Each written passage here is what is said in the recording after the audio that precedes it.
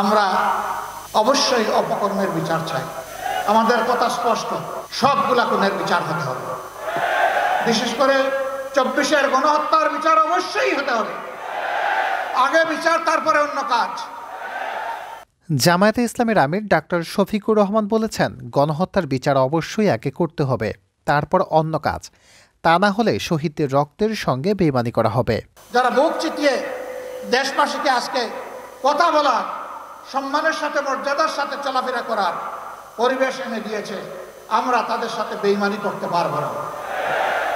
কক্সবাজার সরকারি কলেজ মাঠে আয়োজিত জামায়াতের এক কর্মী সম্মেলনে প্রধান অতিথির বক্তব্যে তিনি একথা বলেন।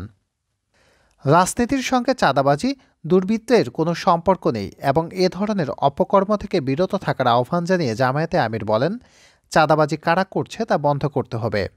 জামায়াত বাংলাদেশের সবচেয়ে মজলুম দল উল্লেখ করে শফিকুর রহমান বলেন, আমরা এখনও নিবন্ধন ফিরে পাইনি।